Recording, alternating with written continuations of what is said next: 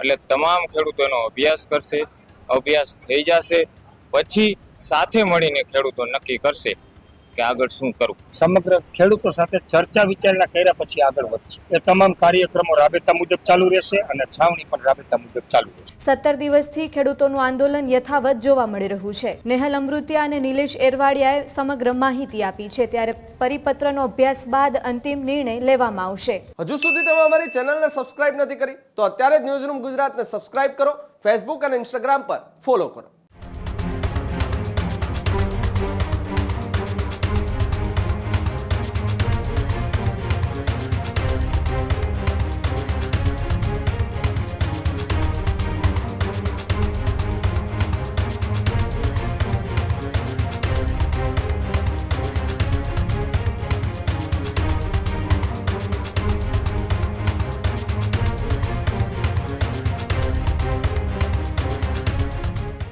સમાચારમાં વિગતવાર વાત કરીએ તો સમાચાર એ મોરબીના જેતપરથી સામે આવી રહ્યા છે, જ્યાં ખેડૂતોનું આંદોલન યથાવત જોવા મળી રહ્યું છે.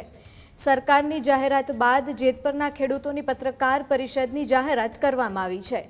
17મા દિવસે ખેડૂત સમિતિની પ્રથમ પ્રતિક્રિયા સામે આવી છે. નેહલ અમૃતિયા અને નિલેશ એરવાડિયાએ સમગ્ર માહિતી આપી છે. ત્યારે પરિપત્રનો અભ્યાસ બાદ અંતિમ નિર્ણય લેવામાં આવશે. સરકારની જાહેરાત પર સમિતિનું મંતવ્ય ટૂંક સમયમાં આપવામાં આવશે. ત્યારે અમરનાથ ઉપવાસ અંગે પરિપત્ર બાદ નિર્ણય આવ્યો છે.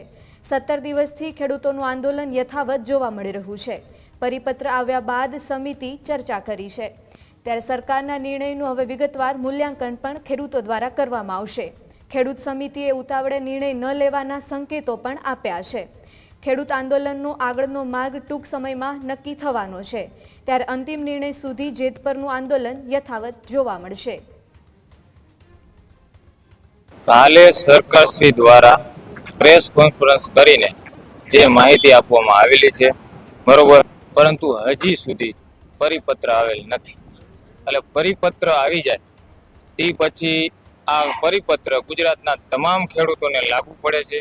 એટલે તમામ ખેડૂતો એનો અભ્યાસ કરશે, અભ્યાસ થઈ જશે પછી સાથે મળીને ખેડૂતો નક્કી કરશે કે આગળ શું કરવું.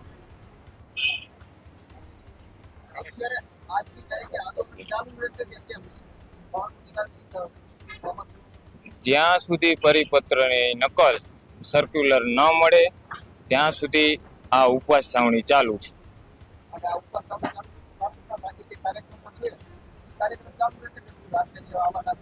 હા, એ બાબતે અમારે નિલેશભાઈની કે છે આગળ ચર્ચા કરવાના છે. મારો આજે 17મો દિવસ છે એટલે બોલી શકાય એમ નથી. આગળ હવે નિલેશભાઈ બધું કે છે.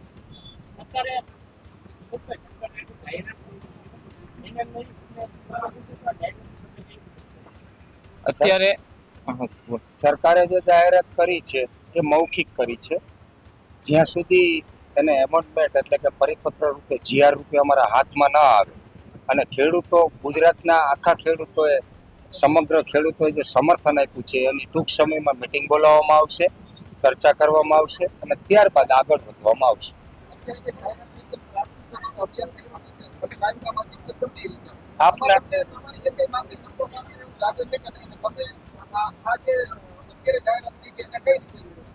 આપના ટીવીના માધ્યમથી જ અમને મેસેજ મળ્યા છે, મીડિયા મિત્રો દ્વારા જ, અને એનું અમે ફક્ત લેસન કર્યું છે.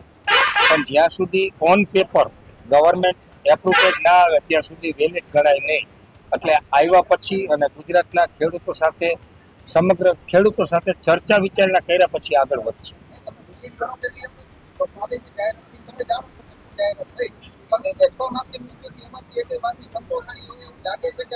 ના, અમારી માંગણીઓનો અહીંયા ક્યાંય સમાવેશ થતો નથી. છતાંય અમે ખેડૂતો સાથે ચર્ચા કરશું ને આગળની રણનીતિ બનાવશું. કેટલા દિવસમાં ચર્ચા કરી? 1 થી 2 દિવસમાં. અને આજનો કાર્યક્રમ જે હતો તે કાર્યક્રમ ગામમાં એક અવસાન થયેલ હોવાથી અનિવાર્ય સંજોગોના કારણોસર રદ કરીએ છીએ. કાર્યક્રમ થાય તો આજુબાજુના ગામડા અને મોટું ક્રાઉડ થાય, એના પરિવાર બાજુમાં જ રહે છે તો એ સારું પણ ન લાગે. એટલે ગ્રામજનોની મિટિંગ કરેલ અને ગ્રામજનોએ નક્કી કરેલ કે આપણે આવડો મોટો કાર્યક્રમ નથી કરવો, એ કારણોસર અમે રદ કરીએ છીએ.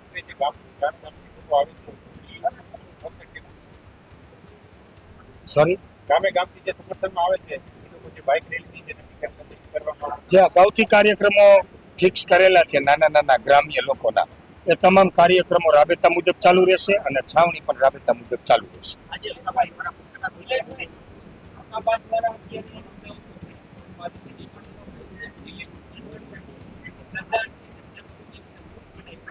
સરકાર સાથેની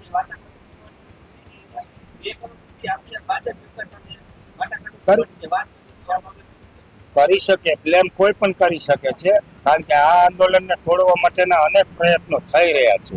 મને કરોડો રૂપિયાની ઓફરો થયેલી છે, ધાક ધમકીઓ થયેલી છે. એ પોતપોતાની ઈચ્છાની વાત છે, કોના ઉપર કેવો બ્લેમ કરવો, પ્રૂવ કરવું એ મહત્વનું હોય છે. આ આંદોલન તોડવા માટેના તમામ પ્રયાસ થઈ રહ્યા છે, પણ ગુજરાતના ખેડૂતો જાગી ગયા છે. કોઈ પણ લોભ લાલચમાં આવ્યા વગર, રાજનીતિમાં પડ્યા વગર પોતાના હક, અધિકાર અને ન્યાયની જ વાત કરશે અને અમારી લડત અવિરત ચાલુ રહેશે.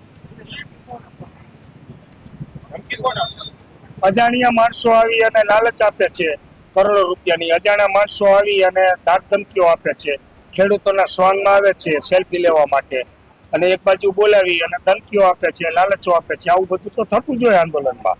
આ મારો પહેલો અનુભવ નથી, અનેક અનુભવો થઈ ચૂકેલા છે અને એ અનુભવથી આ આંદોલન મજબૂતાઈથી ચાલી રહ્યું છે. એ સરકારના મળતિયાઓને ક્યાંક ને ક્યાંક તેલ રેડાઈ રહ્યું છે. આક્ષેપ કોઈ પણ લગાવી શકે છે. અહીંયા જે મેડિકલ ટીમ છે એ અમારી પ્રાઇવેટ નથી, સરકાર શ્રીએ નિયુક્ત કરેલી મેડિકલ ટીમ છે. દર 3-4 કલાકે એ લોકો અમારું મેડિકલ કરે છે. જેને પણ શંકા કુશંકા હોય તે અહીંયાથી અમારા રિપોર્ટ લઈ શકે છે. ખેડૂત ભાઈઓ છે ખેતરમાં ડ્રોન ઉડાવતા હોય છે ત્યારે આપણે એક પ્રશ્ન સતાવતો હોય છે કે જે આપણે અત્યાર સુધી જીપીએસ ટેકનોલોજી વાળા ડ્રોન વાપર્યા છે, જેથી કરીને મોબાઈલ ટાવર છે અથવા તો હાઈ ટેન્શન લાઈન પસાર થતી હોય, કોઈ વૃક્ષો હોય, ત્યારે જે જીપીએસ ટેકનોલોજી વાળા ડ્રોન છે એમાં ટકરાય અને ટ્રેસ થાય છે. પણ એગ્રીઓન લાવ્યું છે જીએનએસએસ ટેકનોલોજી ડ્રોન, જેથી કરીને એ ડ્રોન છે એ કોઈ જગ્યાએ ટકરાય નહીં, પોતાની રીતે જ ડિસિઝન લે છે અને મૂવ થઈ જાય છે, જેથી કરીને જીએનએસએસ ટેકનોલોજી ડ્રોન છે એ વાપરવાનો આગ્રહ રાખો. હજુ સુધી તમે અમારી ચેનલને સબસ્ક્રાઇબ નથી કરી તો અત્યારે જ ન્યૂઝરૂમ ગુજરાતને સબસ્ક્રાઇબ કરો, ફેસબુક અને ઇન્સ્ટાગ્રામ પર ફોલો કરો.